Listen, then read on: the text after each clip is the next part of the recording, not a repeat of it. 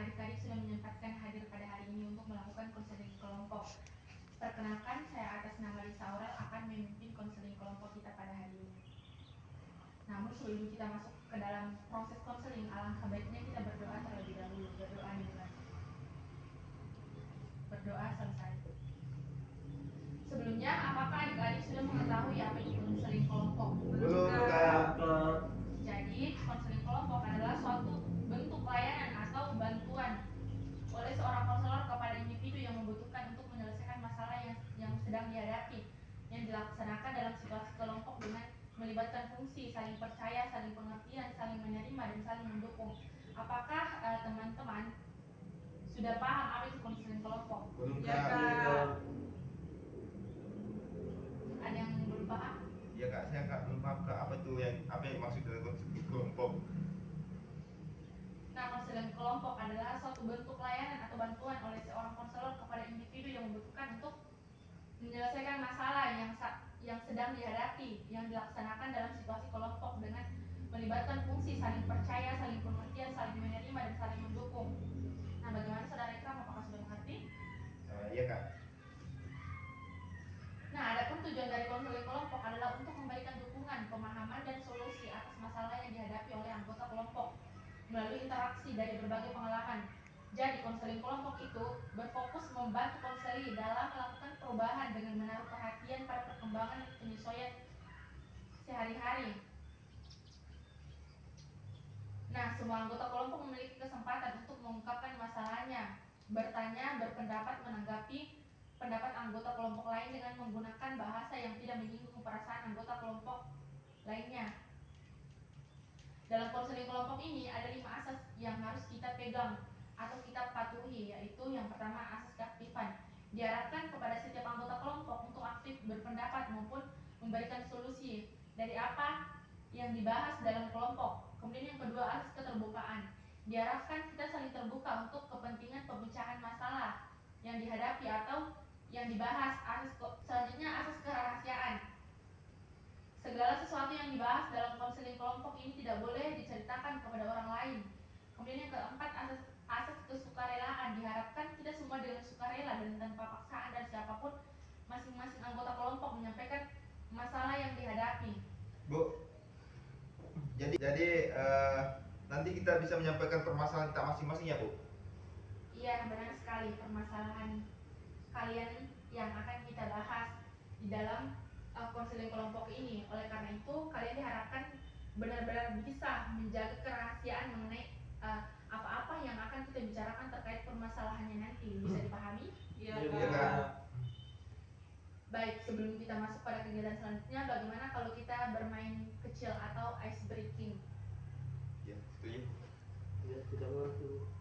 Oke, kita akan bermain kalau kakak bilang kalau kakak bilang pegang hidungnya, kalian tidak boleh pegang hidung ya. Iya, Kak. Kalian pegang Paham, Kak. kepala saja atau pegang mata, pegang mulut. Siap, Kak. Sudah mengerti? Iya, Gitu. Kak. Paham. Sekarang pegang hidungnya. Oke.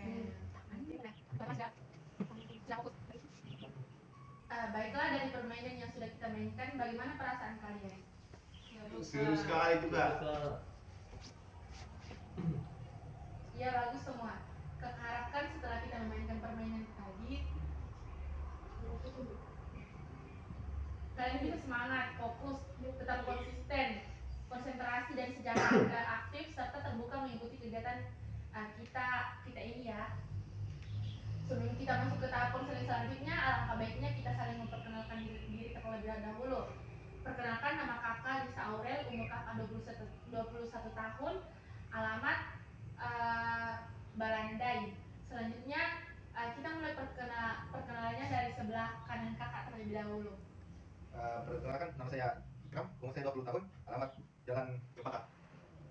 Perkenalkan, nama saya Fikri, umur 20 tahun, alamat Cendana Jalan Cendana. Perkenalkan, nama saya Sanim, umur 19 tahun, alamat Bandai. Perkenalkan, nama saya Ria, umur 18 tahun, alamat Jalan Nusa. Oke, baiklah. Sekarang kita sudah saling kenal ya. Iya, Kak. Oke, kita lanjut. Semua anggota kelompok memiliki kesempatan untuk mengungkapkan masalahnya. bertanya, berpendapat, menanggapi pendapat anggota kelompok lain dengan menggunakan bahasa yang tidak menyinggung perasaan anggota kelompok. Nah, apakah adik-adik sudah siap untuk melakukan konseling kelompok? Siap, Dan, Kak. Kak, Kalau begitu, siapa yang mau menyampaikan permasalahannya terlebih dahulu? Silakan tunjuk tangan. saya Kak. Ya, Kalau saya sendiri tuh Kak, saya memiliki permasalahan dalam keluarga. Jadi saya ini merasa malas untuk bersekolah. nah Ikram sudah menyampaikan permasalahannya, itu ada masalah dengan keluarga, jadi merasa tidak bersemangat untuk ke sekolah. Selanjutnya siapa lagi? Saya punya masalah dalam mengatur waktu, sehingga saya selalu mengerjakan tugas pada malam sebelum besok dikumpul. Jadi Arya ini memakai SKS ya, atau sistem kebut semalam. Baik, yang lain? Kalau saya, Kak, saya hanya belajar pada saat akan ujian saja, Kak. Ya, berarti hampir sama dengan Arya ya. Saya Kak, masalah dengan teman saya Kak, jadi sampai saat ini saya tidak saling tegur sapa dengan dia. Baik, Fikri punya masalah dengan teman. Baiklah, sudah semuanya ya menyampaikan permasalahannya. Yang pertama tadi Ikram menyampaikan permasalahannya mengenai ada masalah dengan keluarga, jadi merasa tidak semangat untuk sekolah. Kemudian Hanim sulit dalam mengatur waktu. Kemudian Arya yang belajar hanya pada saat akan ujian saja. Dan Fikri memiliki masalah dengan teman yang hingga saat ini hubungan mereka tidak baik. Menurut kalian permasalahan siapa yang benar-benar penting harus kita selesaikan terlebih dahulu? Saya Kak. Ya, masalah Ikram saja Kak. Ya Kak, saya setuju. Saya juga setuju, Kak. Baik, kita di sini akan membahas permasalahan sesuai kesepakatannya ya adik-adik. Banyak yang setuju apabila kita membahas permasalahan Ikram terlebih dahulu. Ya Kak, jadi begini Kak, orang tua saya itu selalu bertengkar di rumah, dan itu sudah terjadi sejak saya SMP. Kemudian ayah saya dituduh berselingkuh dan hal itulah yang membuat mereka selalu bertengkar. Kemudian saya sedih Kak, sampai pernah ada waktu itu mereka akan bercerai. Saya memang tidak tahu persis bagaimana sebenarnya masalah itu bisa terjadi. Yang saya tahu, saya selalu menyaksikan pertengkaran mereka. Saya merasa mereka terlalu egois memikirkan urusan mereka sendiri, padahal mereka punya anak yang seharusnya diurus dan mendidik dengan baik. Saya tidak tahu harus bagaimana, dan saya benar-benar merasa untuk apa yang hidup dan sekolah berpikir keras seperti saat ini apabila saya akan kehilangan mereka. Iya Ikram, kakak mengerti dan kakak paham sekali apa yang dirasakan Ikram.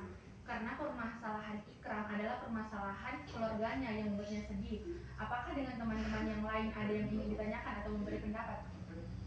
Kak, apakah Ikram melakukan pada saat menyaksikan orang tua Ikram bertengkar? Saya lakukan adalah diam dan saya menangis di dalam kamar. Bahkan saya tidak mau melakukan hal apapun, dan saya hanya diam dan menangis dalam kamar. Ikram pernah mencoba mencari tahu alasan sebenarnya kenapa orang tua Ikram ini selalu bertengkar. Yang saya ingat pertama kali itu karena ayah saya dituduh berselingkuh. Tapi ternyata sering berjalannya waktu bahwa apa yang dituduhkan itu tidak benar. Lalu bertengkar lagi dan lagi. Dan pada saat bertengkar, masalah yang penuh menjadi perdebatan itu dibahas lagi. Terkadang masalah keuangan juga menjadi masalah mereka, jadi bertengkar. Ya, tadi sudah jelas bahwa permasalahan ini terjadi karena adanya kesalahpahaman, kemudian keuangan, dan selalu membahas permasalahan yang sudah berlalu ya. Lalu apakah Ikram pernah mencoba untuk mengingatkan mereka? Tidak. Sudah Kak, tapi tetap saja mereka selalu seperti itu. Sampai rasanya saya mau mati saja kalau saya terus berhadapan dengan orang-orang seperti mereka. Baik, kalau begitu kepada teman-teman yang lain, apakah ada solusi atau jalan terbaik untuk bisa Ikram lakukan supaya hubungan orang tuanya ini bisa membaik dan tidak mengganggu sekolahnya? Saya, Kak, menurut saya dengan berbicara secara baik-baik kepada orang tua Ikram tentang apa yang Ikram rasakan apabila mereka selalu bertengkar. Kalau menurut saya ada baiknya lebih sering berkumpul dengan keluarga walaupun hanya sekedar menonton TV atau berbincang-bincang, karena menurut saya hal itu bisa lebih menghangatkan suasana dalam keluarga. Dan menurut saya supaya Ikram tidak malas untuk sekolah karena permasalahan keluarga, sebaiknya Ikram bisa mengajak teman-teman untuk belajar di rumah Ikram, karena dengan begitu orang tua Ikram tidak akan mungkin bertengkar di hadapan teman-teman Ikram, ya seperti meramaikan suasana di rumah. Ya, itu tadi solusi yang sudah diberikan oleh teman-teman. Lalu kepada Ikram, apakah saran yang diberikan oleh teman-teman tadi sudah pernah dilakukan atau bisa dilakukan nantinya? Iya Bu, memang saya belum pernah mencoba saran-saran dari teman. Yang saya lakukan hanya diam dan marah terhadap diri saya sendiri apabila mereka bertengkar. Mungkin saya bisa mencoba saran-saran yang sudah diberikan oleh teman-teman. Lalu dari beberapa solusi yang sudah teman-teman paparkan tadi, mana yang kira-kira bisa segera Ikram lakukan agar Ikram tidak perlu sedih dan tidak bersemangat untuk ke sekolah? Mungkin saya akan memilih saran dari Fikri dulu Bu, karena saya pikir itu harus saya lakukan. Kalau lebih dulu baru setelah itu saran-saran yang lain mungkin bisa saya lakukan. Baiklah, kalau begitu keputusan yang Ikram ambil, kakak dan teman-teman di sini berharap semoga masalah yang dialami oleh Ikram ini segera terselesaikan dan tidak perlu lagi berkelanjutan.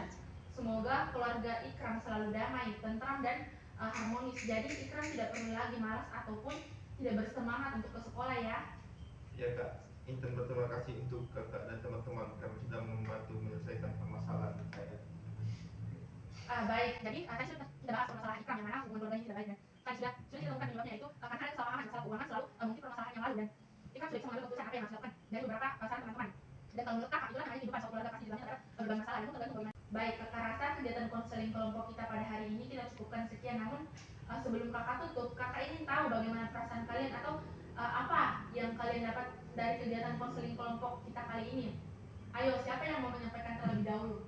Saya Kak, kalau saya merasa konseling kelompok ini penting karena apabila kita memiliki masalah yang menurut kita itu berat, kita jadi bisa berpikir terbuka untuk kemungkinan-kemungkinan yang bisa kita lakukan untuk menyelesaikan masalahnya dengan saran-saran yang diberikan oleh teman yang sebelumnya tidak terpikir oleh kita Kak.